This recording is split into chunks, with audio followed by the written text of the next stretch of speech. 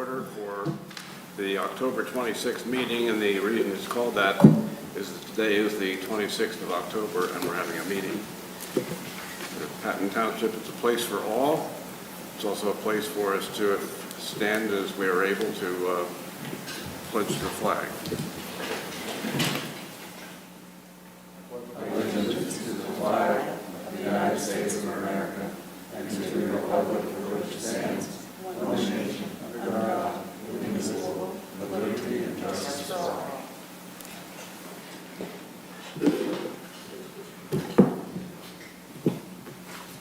Does anyone have anything they wanted to add to the agenda?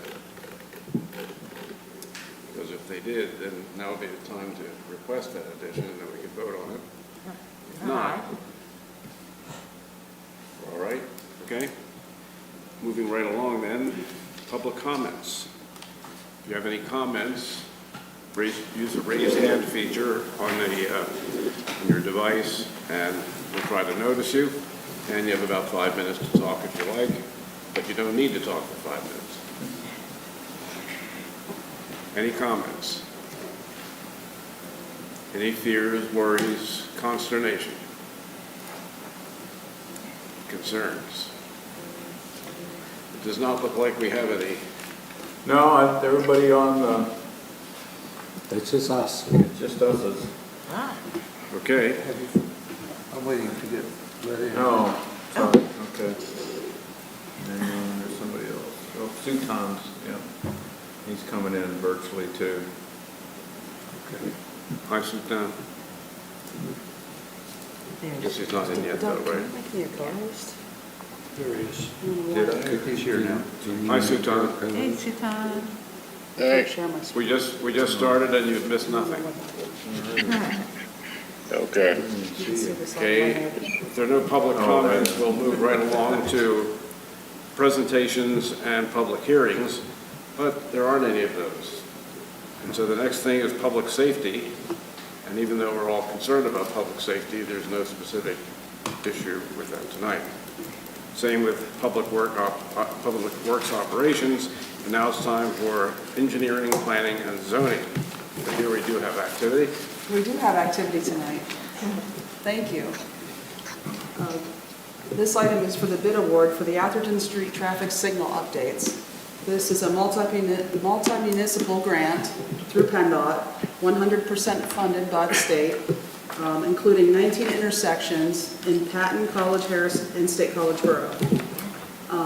We received one bid for this project from Bruce Merrill's Electric Company in Newcastle. They came in at $242,550, which was 6% under budget. So Jacobs Engineering, who worked on the engineering for the project, and myself and PennDOT all concur that we should move forward with this recommendation. Okay, would anyone like to make such a motion? I move that we accept this bid and move forward on the project. I'll second. It's been moved and seconded that we accept this bid, and the project is supposed to make the movement of traffic more efficient on Atherton Street through what they're going to be doing with the software. Correct. Exciting. Which we had done something like this a couple of years ago, which works much of the time. Yes. Okay. Any other comments? I need, no, I need one. a vote when you're ready. I know that. Okay. Are there any other comments? All in favor? Aye. Aye. Opposed? Aye. It passed unanimously. Thank you. Now is 6B, update to the plan center for the plan for the Center Region Building Safety and Property Maintenance Code. And that is updated time to time from year to year, and it's time now.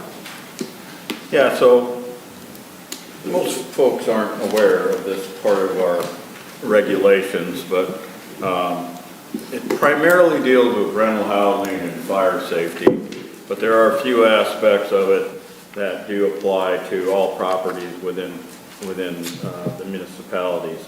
This is a regional code that is, for the most part, enforced by the Center Region Code Agency. It's part of our Patton code. It's included by reference. If you go to chapter 127 of our code, you'll find a reference to it. So last time it was updated was in 2017. Code has started working on a new update here in the last couple of months.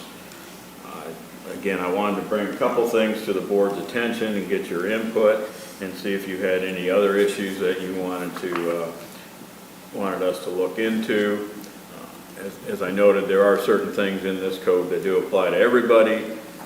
One thing that there are limits and regulations on how big a fire you can have in your backyard. It's what's called a recreational fire. If you go looking for it, you're going to have a hard time finding it because you will eventually find it in the definitions under the Property Maintenance and Building Safety Code. So there are limits to how big a fire you can have in your backyard. I can't remember exactly what they are at this point, but we can look them up if you'd like. But there are a couple other things in here that were added in the 2017 update. And at that time, Patton Township had opted out of them. As in, we aren't going to enforce these. Some municipalities opted in, some opted out. We can look through the code and find which ones did which. The first one is section 302.11. I did include an excerpt from the code, 6B2. That's the part of the code that could be enacted to provide the township authority over private trees that are dead, diseased, or dying, or structurally unsound. We've had I received a couple of comments from folks in the last few months asking the township to do something in cases like this. I told them we don't regulate things like that. My view, I will tell you, in the 20-some years I've been here, I've never heard of a case where a tree branch fell and hurt anybody. We do take care of, in parks and things, we take care of trees, and we do, we do have arborists go out and look if we think. But as far as private trees on private property, we haven't delved into that up till now. But the ability to do that is included in the property maintenance code. The other item that we've consistently opted out of is any regulations on short-term rentals. That would be like Airbnb, VRBO, and then there are several football rental companies that do that sort of thing. Some municipalities regulate it, some don't. We don't regulate it because we have a 7-day minimum on the length of a rental period. So anything less than 7 days doesn't have to be permitted or registered or anything like that. Some municipalities adopted to go down to 1 day permitting or 1 day rental period, and through that they do provide some regulations on Airbnb and what the industry calls short-term rentals. Again, I'm going to ask the board, my recommendation is, again, we've never had, or I don't want to say never, but I would say for at least in the last 10 years, I haven't got any complaints about short-term rentals. I know if you watch the industry, Airbnb has cracked down on party houses here lately, and I think they've been doing a fairly effective job of that. Again, some municipalities have had some issues with short-term rentals. We have not in Patton Township, and I haven't even looked lately to see how many there might be. But again, if you would like my recommendation, I would say we maintain the status quo, stay out of both of these, but I wanted to bring them up and give the board a chance to ask questions or discuss or decide to opt in if they'd like at this point. I think that's the end of my presentation. If you have any questions, we'll see what we can, Does anyone see on if we the have board answers or see what we need to look up. Does anyone on the board have any questions about this, about whether we should keep it the way it is or change it? Go ahead, Dan. I apologize, I think I must have zoned out. So the two items that we are potentially considering to include in the code, which we have not included up to this date are the tree, dangerous tree, and the rental, short-term rental. Those are the two, yeah, that, and where I hear comments from time to time about do you or don't you, Yeah. and I tell people we don't, we opted out last time they came up, so. There's nothing stopping us from branching out into that area, but we haven't. Dan? I would say I'm in favor of status quo. The first one, dangerous trees, trying to regulate them on private property. The development I live in, we have about half of the acreage is common land. So it's still private property, but it's woods and brush and stuff, and our whole attitude is that this is kept in its natural state. We have diseased and dying trees all the time.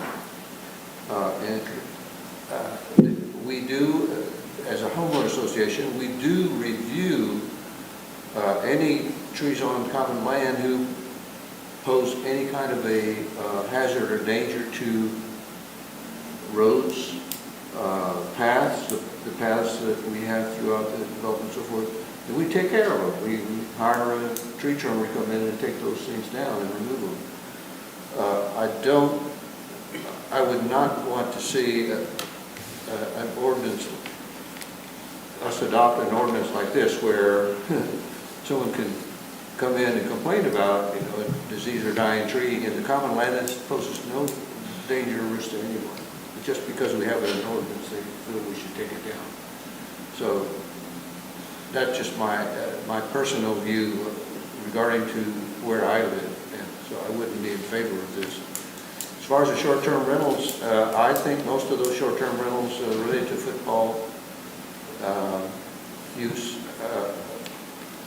weekends, home weekend games, kinds of things, they're probably mostly in the borough. I'm sure we have some here in Patton Township as well as the other townships. I'm not aware that other townships have any regulations on them, but maybe the borough does, but I don't think the other townships do. College Township requires that they be registered and they have that you have a rental housing permit. And I'd have to pull up the code. The borough, I think, has been looking into it more closely. Like again, it typically becomes an issue when you start having problems with parking, Noise. yeah. Let's see, 802 section. So do you want to Zoom land have a question? Okay. So the consensus is not to do anything about, go ahead. So I have a comment about the trees. There were actually, I believe, 2 dead or diseased trees on Valley Vista, very close to the road, down near the crossing for the middle school. And one of those fell in the roadway maybe a month ago. I noticed it, I was coming in the other direction, and traffic had stopped and people got around it. And I'm assuming that the tree that fell was cleared away very quickly. But then I noticed there's another dying tree right next to it. So what recourse would we have? I mean, citizens could. Well, we'll go first, we'll go look and see if it's in our right of way. If it is, we'll take care of it. We do, if it's clearly dead, diseased, or dying, we'll take care of it. If there's a question, we'll have a certified arborist come take a look at it and give us a recommendation, and then we always do what the arborist tells us to do. So, again, if it's outside the right of way, it's on private property. We can notify the property owner, but we have to be fairly careful telling them we're just notifying you have a dead diseased or dying tree. We can't order you to take it down, but we're just notifying you. typically, what happens is we, if they fall down on our street, we have to go out and take care of it. We don't really have a recourse to go back, and we'll cut it off, clear out everything that's in the right of way, and leave what's ever in private property, leave that on their property. But we never go back and try to recoup anything from folks like that. I'm just worried about in the era of emerald ash borer. Yeah, well, we don't have, I mean, Are there- we don't have any liability. A greater number of trees. Yeah, we don't have any liability related to these trees on private property either. They're clearly the property owner's responsibility. You probably look at your homeowner's insurance, your homeowner's insurance probably Covers requires you to keep an eye on trees on your property, and if they're, look like they're gonna cause a problem, then you're supposed to do something about it too. So, if it's, what we do, if we get two property owners, and one says, oh, my neighbor has a tree that looks bad, we say, well, what you should do is notify your neighbor you think they have a bad tree, and notify your insurance company that you notified your neighbor, and that covers you. So, yeah, again, I think one of the issues of this is, it becomes a neighbor-on-neighbor issue that sometimes we would get involved in the middle of it. Yeah, thanks for answering those questions. I'm fine with leaving it status quo. In the interest of having all of our regulations be easily explainable to people, though, what you just said might be useful as a paragraph in our, any welcome things that we have, or information about what goes on at the township. People have questions from time to time, and they'll call us or call you, and we have to look it up again. But if it was something easily found, then they could just go. Yeah, we can put that up on our FAQs on Great. Public Works and stuff, yeah. Everybody in Public Works knows the answers. So. Okay, thanks. If the board doesn't have any changes they'd like to make, we'll just, we'll report that back to code. The zoning officer had a couple of minor changes that she's recommending be made to keep the property maintenance code up to date with other regulations. Okay, so that completes item 6, right? Yep. It brings us to one of the more exciting parts of the meeting. Number 7, administration. Thank you, Mr. Chair. I beg to differ, not one of the more exciting, but the. Oh, and I understand. I was, okay. Yeah.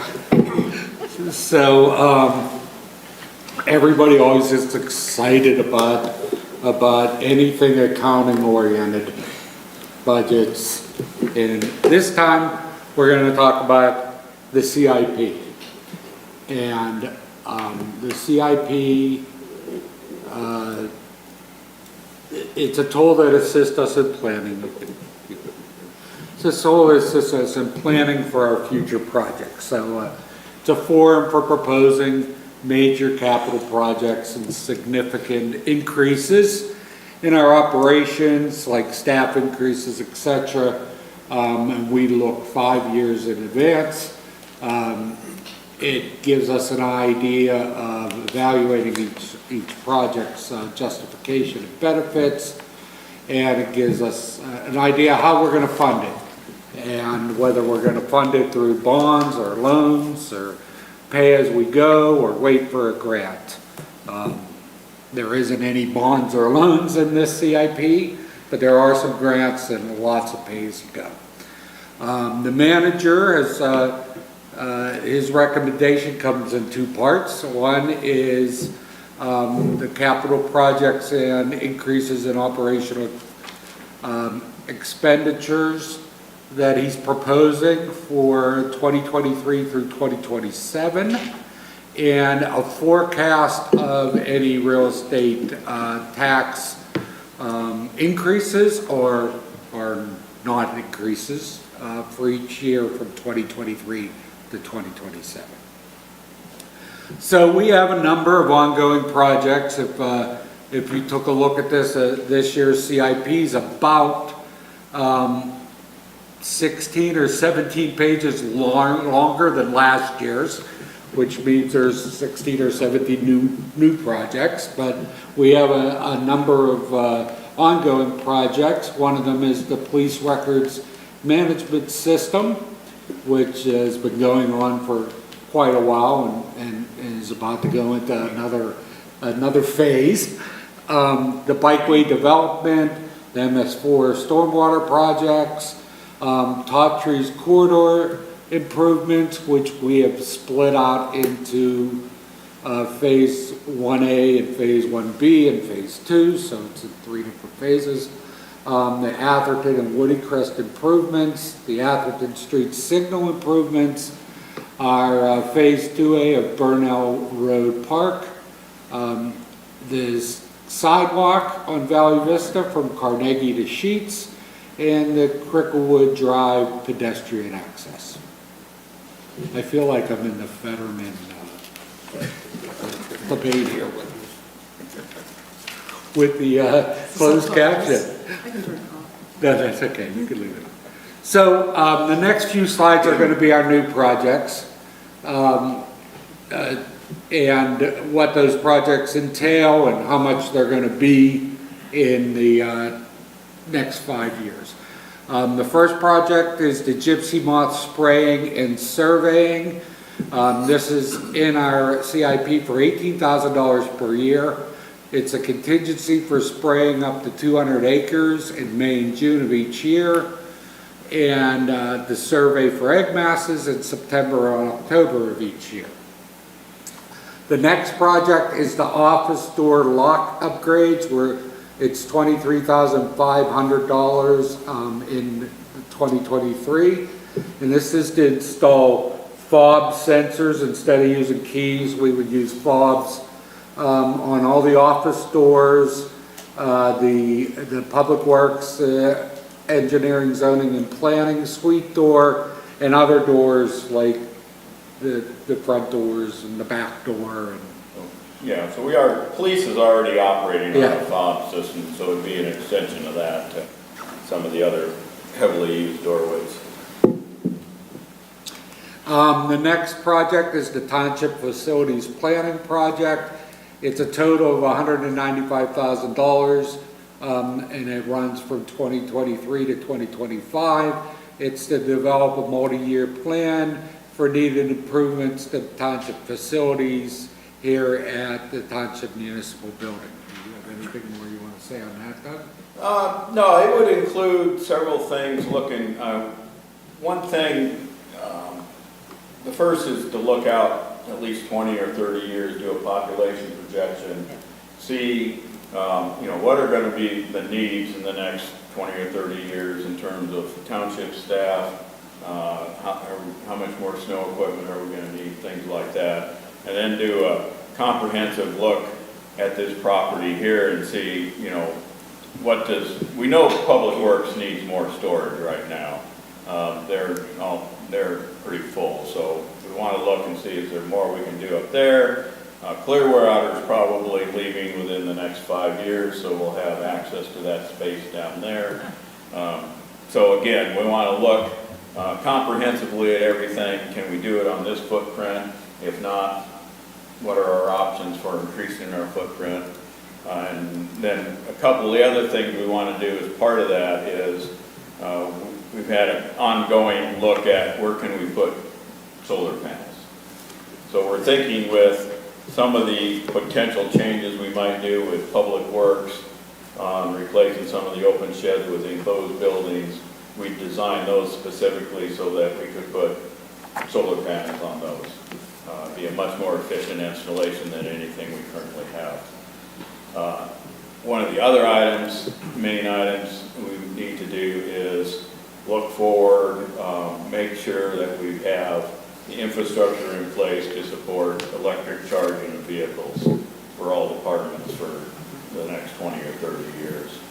And then one of the other things I think we need to do is while we're undergoing all that is look, what do we need for audio-visual upgrades in the building, especially this room, and who knows what, in a couple of years there may be something we want to do more comprehensively. So I want to get that started before I leave and then turn it over. I think it's the best planning we can do to make sure we know what we need to do in the next 20 years for these facilities here. Thank you, Doug. The next project is the Top Trees Resort RAC P grant sponsorship for $2.5 million from 23 to 2024. That project, as you know, is just a pass-through, so it has no effect on our fund balance. Township manager recruitment, $30,000 in 2023. I was going to say we couldn't afford this and we were going to have to make Doug stay, but he didn't want to hear it. New township office sign of $15,000 in 2024. The Colonnade Green Light Go grant pedestrian upgrades of $88,448 in 2024. Obviously for pedestrian upgrades on Colonnade Boulevard at multiple intersections. The next is the Wattle Road conversion from Centrax grant for $33,443. The township applied for this grant from PennDOT to convert existing Wattle corridor from Centrax to Kinetic, okay, signals. This is in lieu of a more costly new maintenance agreement in August of 2023 with Signal Control Products. The next project is the Wattle Road, Viro Road, Arley grant for pedestrian and signal upgrades. It's not until 2024, but it's $368,725, of which part will be offset by a grant to make signal, pedestrian, and safety upgrades to the intersection of Wattle and Viro Boulevard. The next one is a project that runs from 2023 to 2024 for a total of $60,000. It's to do an engineering study and install 1 or 2 flashing yellow lights at Green Tech Drive up here. As a person who sits at that light every day, it would be nice to have some. It's already underway. Some flashing yellow arrows. All right, next. The Hamer Foundation grant for open space, it's $201,500 from 2023 to 2025. It's the grant to fund creation of conservation plan for Alha Family Preserve and Grays Woods Preserve and implement forest management practice on Grays Woods Preserve. All revenue and expenses run through the open space restricted reserve account. It's offset by a grant. Office and shop roof replacement, it's $158,825 from 2023 to 2025. It's put new shingles on the office and main shop building here at the municipal building. The next project is an increase of the road crew by 1 member due to the increase in the road miles and services that were maintained by the road crew. We haven't increased the road crew in a number of years, so the Public Works Director would like to possibly increase by 1 person. Also, he would like to increase the truck fleet for a 17,000 gross vehicle weight truck for $110,000 in 2025. Also, because of the increase of road miles and services maintained by the road crew to help with the plowing, snow clearing. And also to help with snow clearing on all the new bike and walking trails.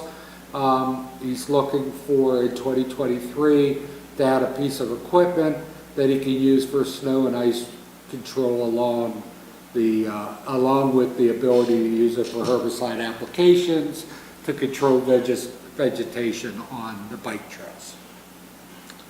Also included in the CIP are some projects that the Board of Supervisors directed us. Those projects include the first-time home buyers fund of $55,000, a contribution to the Center County Housing and Land Trust for $50,000, a contribution to the Center Life Link of $25,000, a contribution to the fire department for handheld chemical and explosion equipment of $24,118, a contribution to the library for loaner laptops for $2,500, a contribution to the Habitat for Humanity of $50,000, and a contribution to the Home Foundation of $10,000. And you guys should recognize those projects that you had asked for. In doing this CIP, I projected the following for real estate tax rates is for the rates to remain at 9.5 mils for 2023 and 2024. In 2025 to go up to 9.6 mils, in 2026 to go up to 9.7 mils, and to remain in 9.7 mils for 2027. With those tax rates, our projected year-end cash balance, it's projected to be about 21% for 2022, to drop to 11% in 2023, to go to around 6% for 2024, 2025, and 2026, and then bounce back up to 13% in 2027.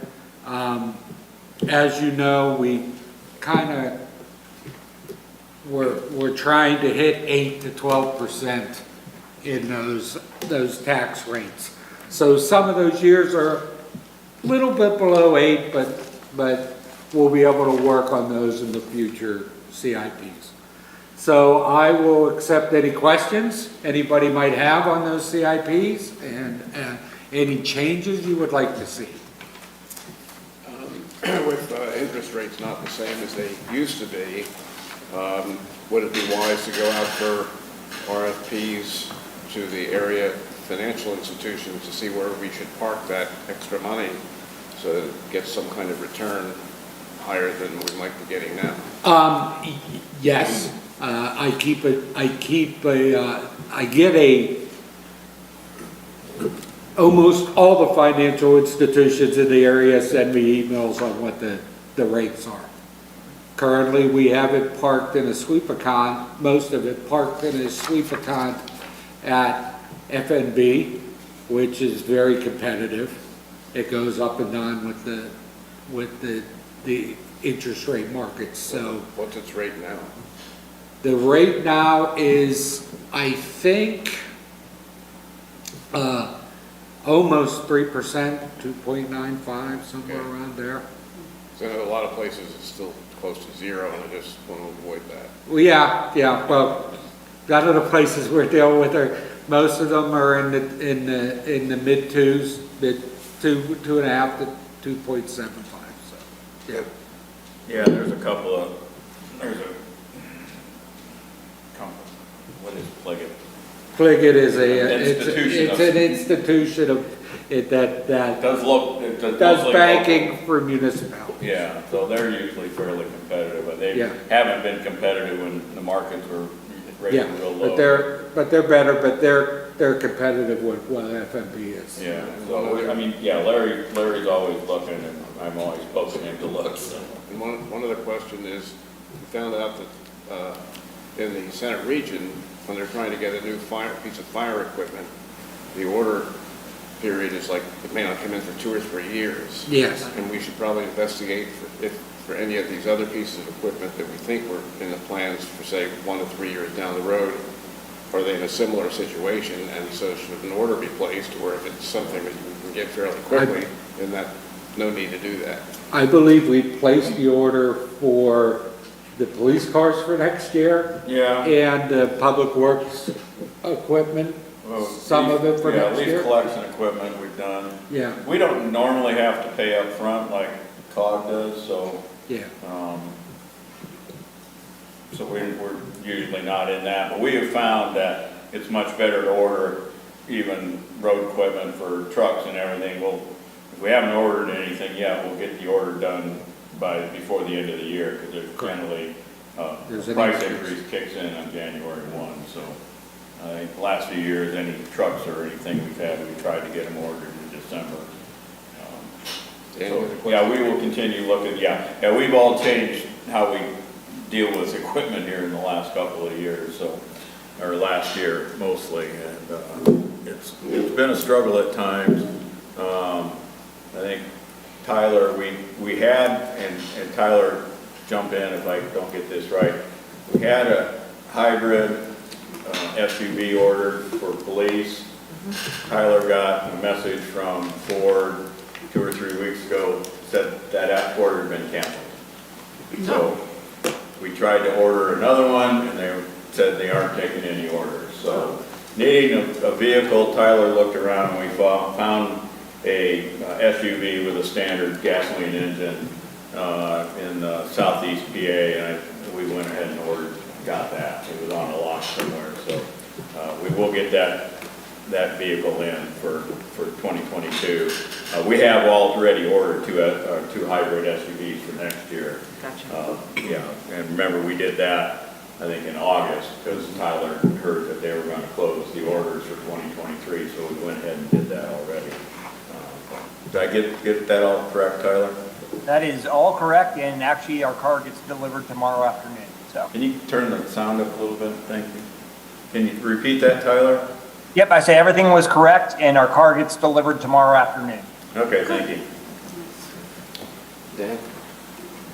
All right, get ready. All right, I'm ready. I'm not going to be as critical as I was on the COG Finance Committee, but I do have some questions. Sure. So if you can, I know we're going to come back. This is just for us to take home and study and all that. I've already reviewed some of them, but I need some clarification on why we need certain things. First one is the office door lock upgrades, the fob sensors. What's wrong with keys? I mean, why do we need something more secure than what normally passing out keys, and only people who have keys can get into the doors? I'm going to blame Tom Kurtz. We have a very odd key system in here that it was very sophisticated, that my key, which is really close to a master key, will open almost any door in here, and then Alex's key will open all the doors in the Public Works suite. Larry's key will open all the doors, although Larry has a master key too. But anyhow, so what we found is that doors that get a lot of use, the tumbler systems start to get really loose and loosey-goosey. Some doors we've already switched to a different key, like the front door and a few of the other high traffic doors. So we're down to the point of we start keying all doors separately, and we start having lots of different keys to move around the building, or we go to a system where you can move around the building fairly easily, and we can track who's moving around the building and what doors they're going through with this fob system. So we can, so the fob system can be set up so, the manager has access, again, to almost every door in the building. Other people will have access to certain doors in certain areas. Some people will only have access to maybe the front door, the suite door, and their office door. Through the fob system, we can set all that up, and we'll also have the ability to see who went through what door at what time. So chasing down keys and getting tumblers rebuilt. The other easier thing with the fob is we've had instances where the keys get lost, okay? The fobs get lost too. So Yeah, but the fobs that get lost, it's easy to take it out of the system.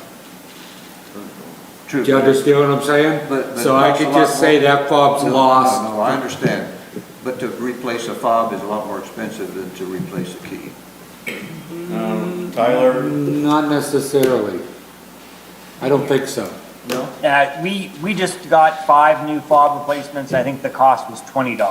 Oh, Okay. you're probably. And when somebody loses a key, now the question is do we have to change the lock and get everybody new keys? Yeah. So I think it's cheaper if somebody loses a fob to make the So change. you think this is an open and shut case then? Yes, I think it is, but I'm not on the board, so. it's up to Two you. follow-up questions. These are an electronic system. Yes. Correct, computer. What happens when you lose power or it fails to work and the doors are locked and you need to get inside? What's the fail-safe mechanism to get into a door? Our generator. Still have we have a generator that kicks in. So, Sometimes it's the master system that's at fault, Yeah, not an individual door. we'll still have key locks on the doors so that you can get through them. You will have key locks on the Yeah. door. Third, the final question, janitorial. Do we have a janitorial contract? We do our own janitorial? So we do our own. that's correct. But whoever is doing the janitorial work has to have a master He does. He does. to get into. He's our building technician. Yeah, he's our building. So he already has that access. Okay, got it. Yeah. I got it. Yeah. Couple more items here.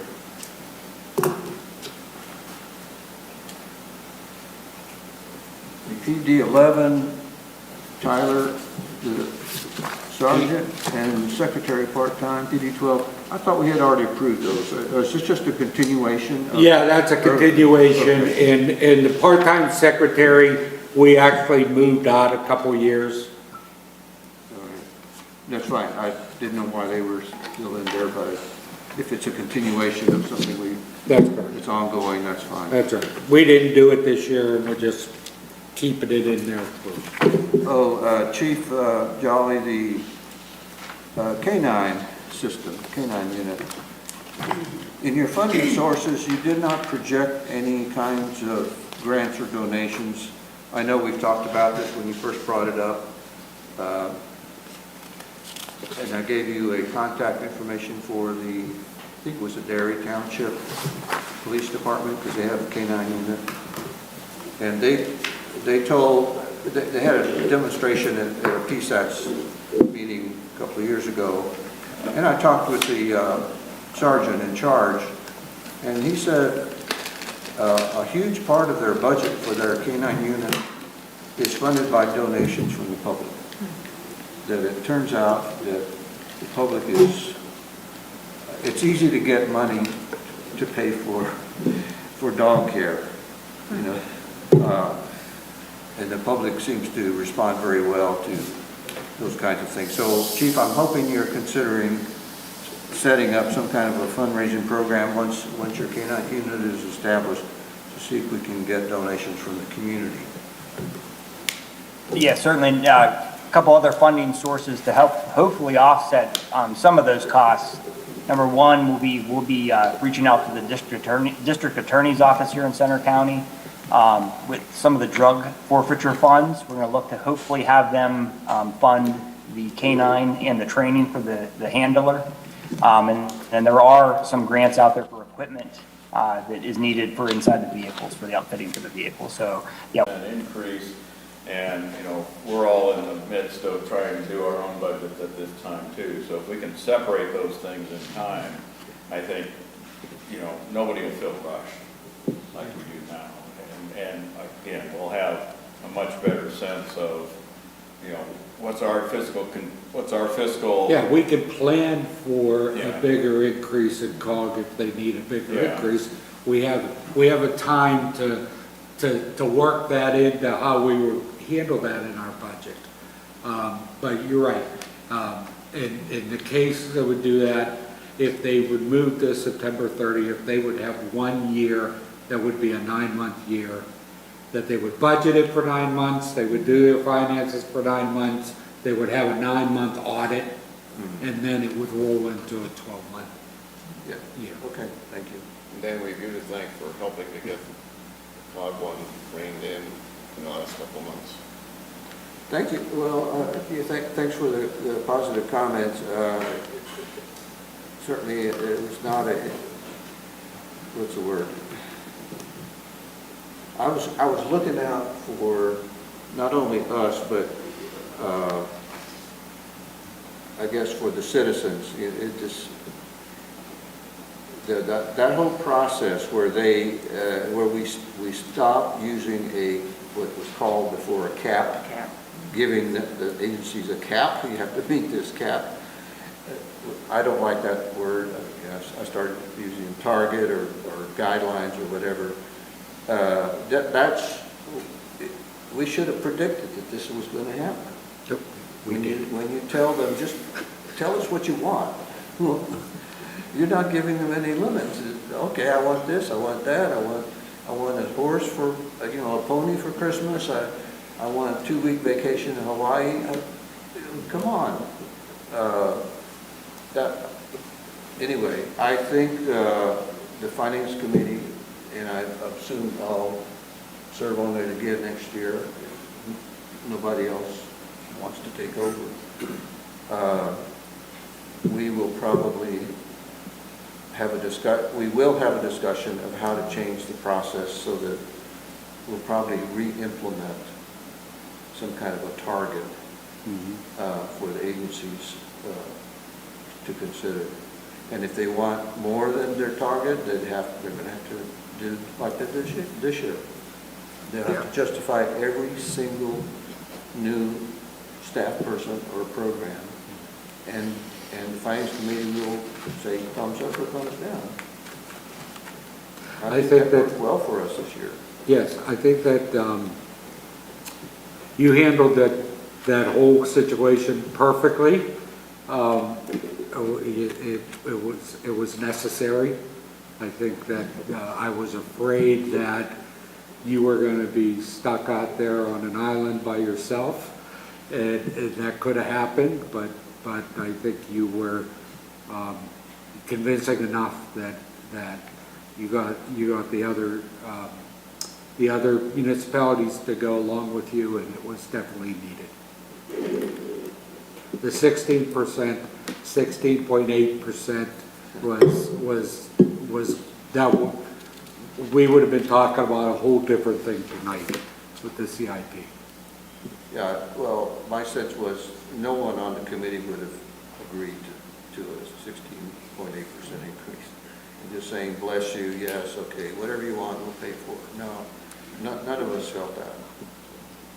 All right, thanks for the good words, and yeah, let's stay updated in the next year.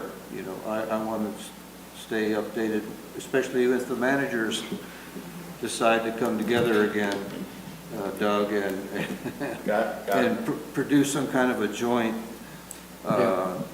letter. I need to know about it in advance, not after the fact. That was just, we've already had a discussion. I don't need to bring it up again. Anyway. Does anyone else have any other comments on this? Yes, I do. That's it. Sutan, do you? I just want to, Sutan, I want to make sure. I'm here. I have no comments. Things seem understandable. Okay. I have two small ones. First, actually, my one comment was about the fobs, and I think it's from, we both have perspective of what it costs to replace a fob for our vehicles, which are Yeah, but these are not your vehicle $200. fobs. Okay. These are completely different than Totally. And good, so thanks for asking that question. And my other one is just a minor one. The sidewalk from Carnegie to Sheets, I thought that we had decided that was not needed, or we had done some sort of a survey. What's the That's status? correct. We're still calling it that, but we're not doing that sidewalk. Okay. Yeah. But there's a sidewalk from Carnegie, which is the road above Sheets, Right. down through the woods. And so that's what you're talking about. Yeah, that's what it's gonna be. Of course. Yeah. Thank you. Yeah, So thank you. Yeah, From then. Galen, not Carnegie, Galen. Yeah. Yeah, Correct. that's, Thank you. that's a better one. And I just from my understanding of the whole budgeting process and the cap, or whatever we're gonna call it, my understanding at the time that half the finance committee decided to do away with cap, was to allow for some balancing between different departments. If one department had an excess amount of expenditures or needs as opposed to wants,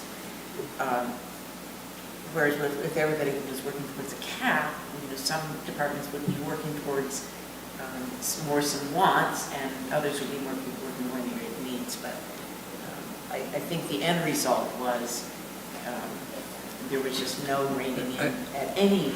I think going back to the original discussions when they got rid of the target,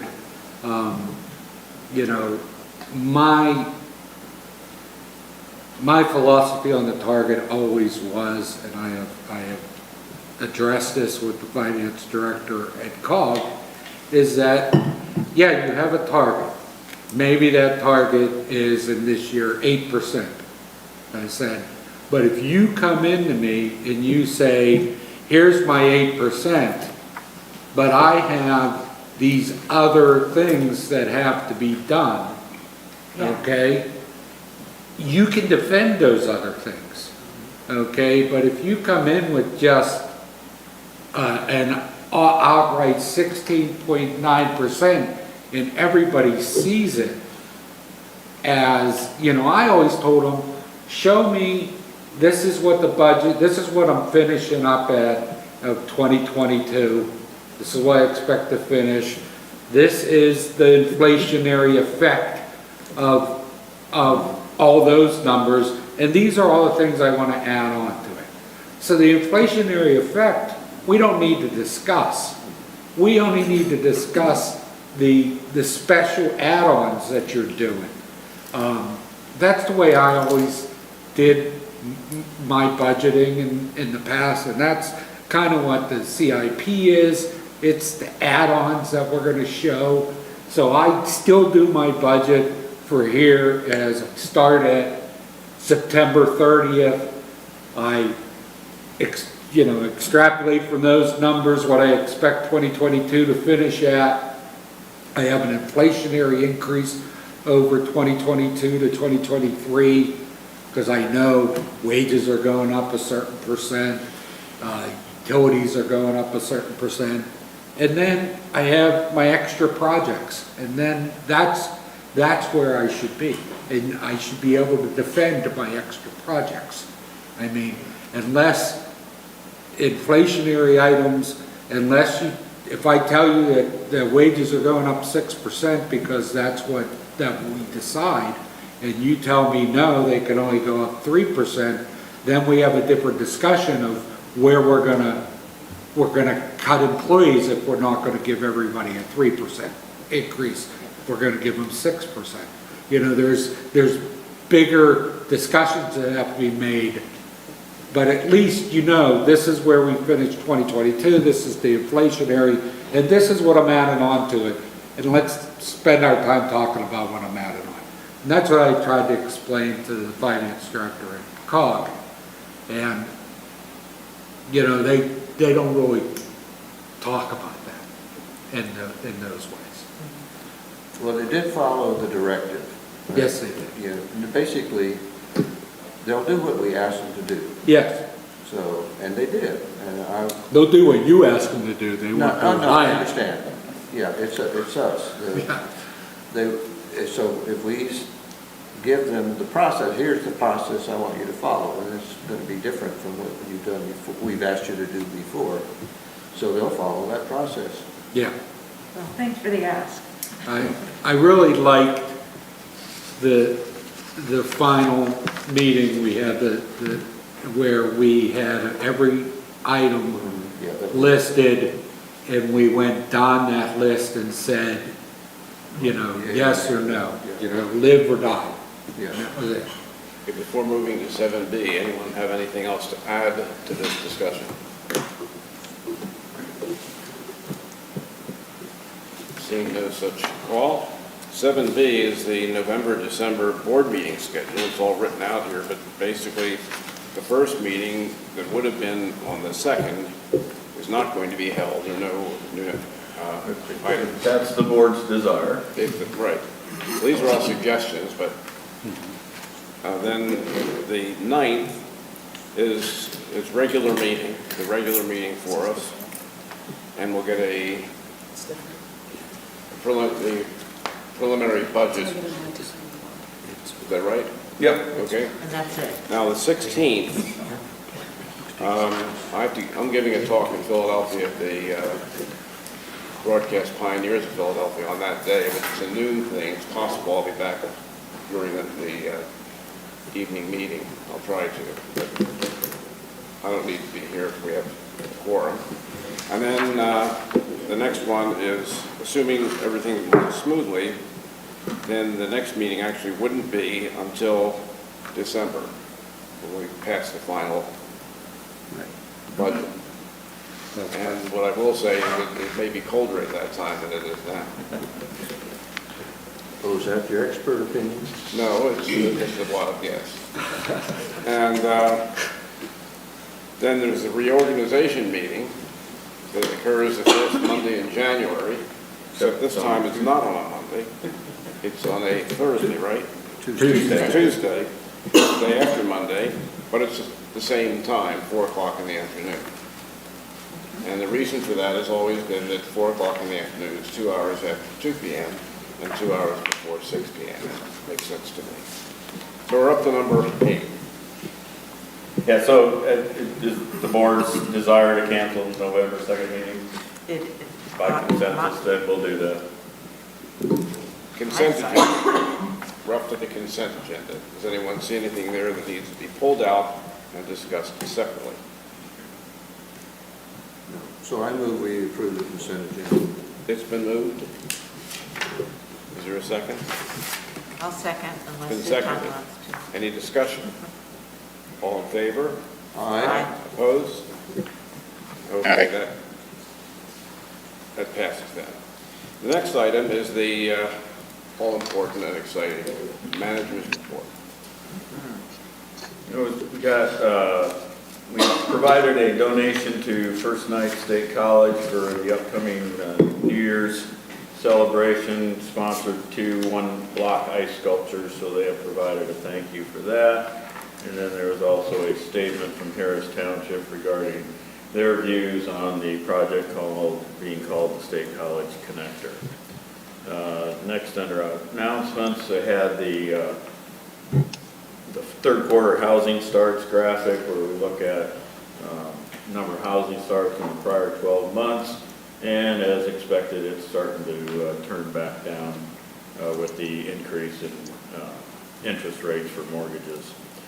We'll continue doing that on a quarterly basis. The MPO, the municipality,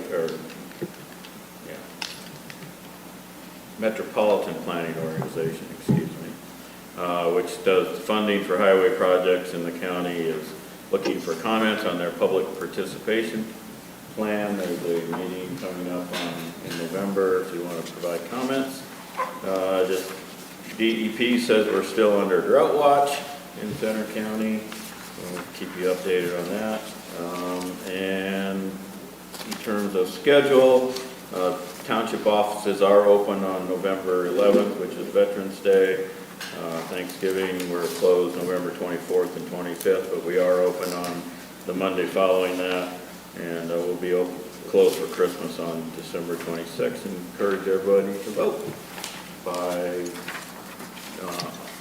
November 8th.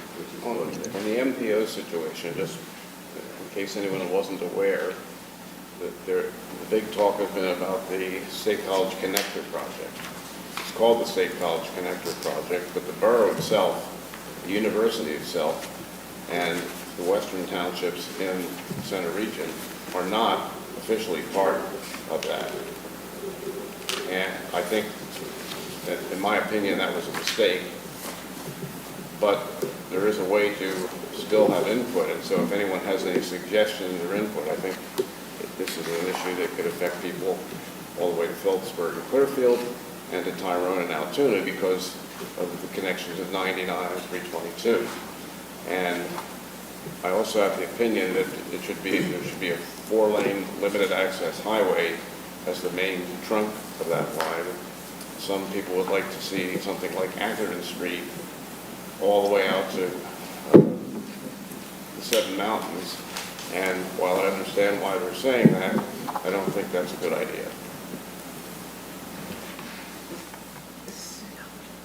So at this point, I'd like to state that I've been approached by a couple of people who have asked if we are making a stand on this officially, and I know that we've had opportunity to go to the 2 meetings open for the public, neither of which I was able to attend. So in terms of process, you've stated your opinion. I have some questions and things I want answered before I come up with a final decision. But what's the next step that we could take, either as a board or as individuals?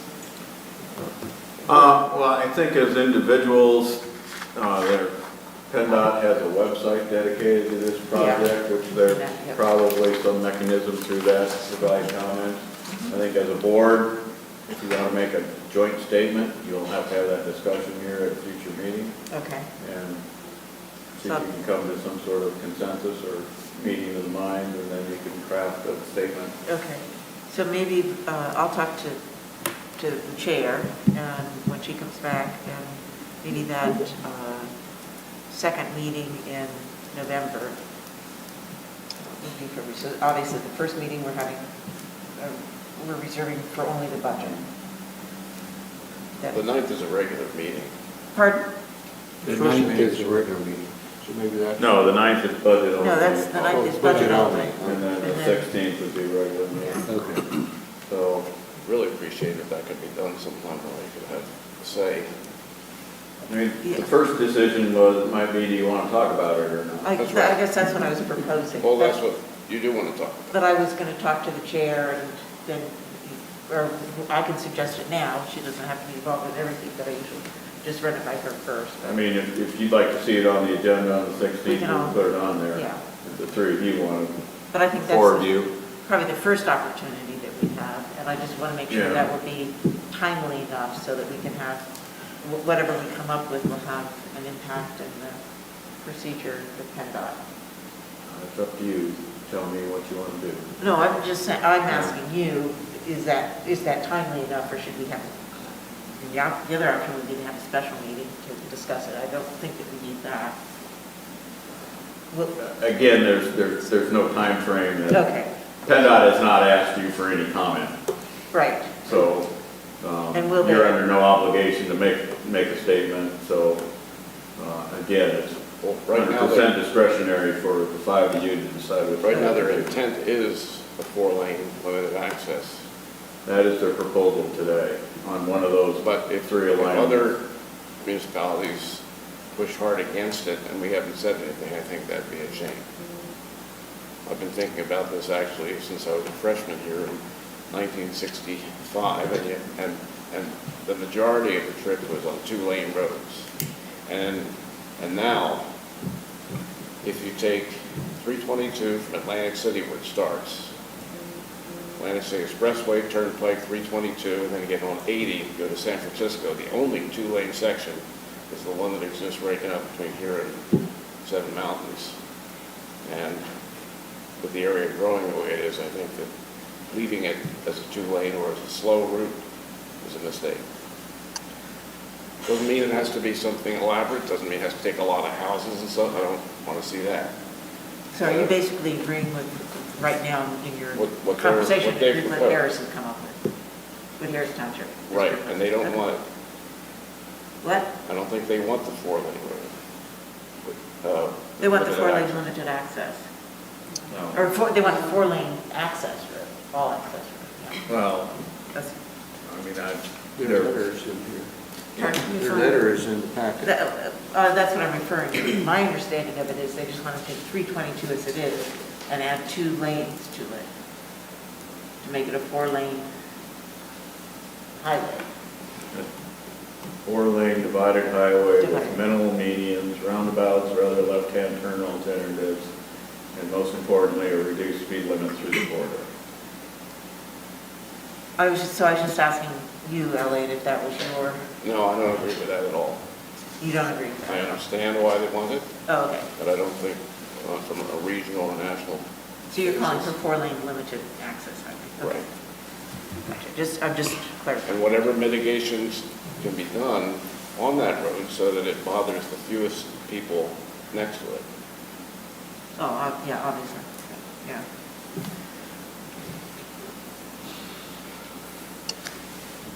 Yeah, so, well, I'm glad we're having a discussion. Okay. Well, I mean, I can, would you like an item? Do you want me to put it on the November 16th agenda?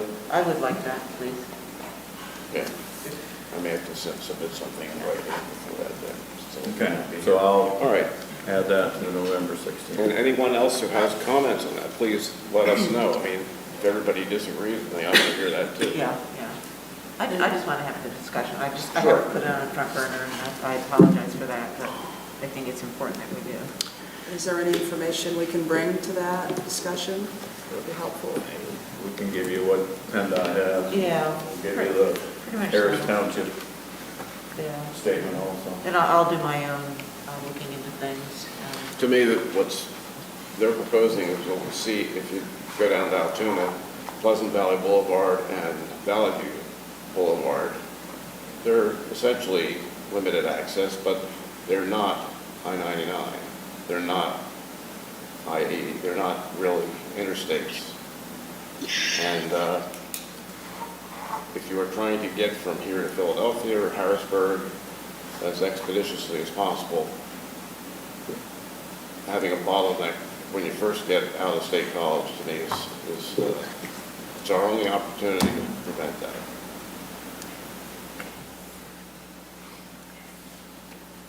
Okay. So now we're up to committee reports. If anyone has anything to add, go ahead. Just, Doug, I thought I had made it clear last month, the Parks Governance Committee is suspended Okay. their meetings until we acquire a facilitator. Okay. Any other committee? The solar power purchase agreement did not meet this. No, they canceled the meeting today. They're going to discuss, probably get something, discuss about moving the November meeting up to like the 16th, before Thanksgiving as opposed to after Thanksgiving. So then we're up to other business. Is there any other business?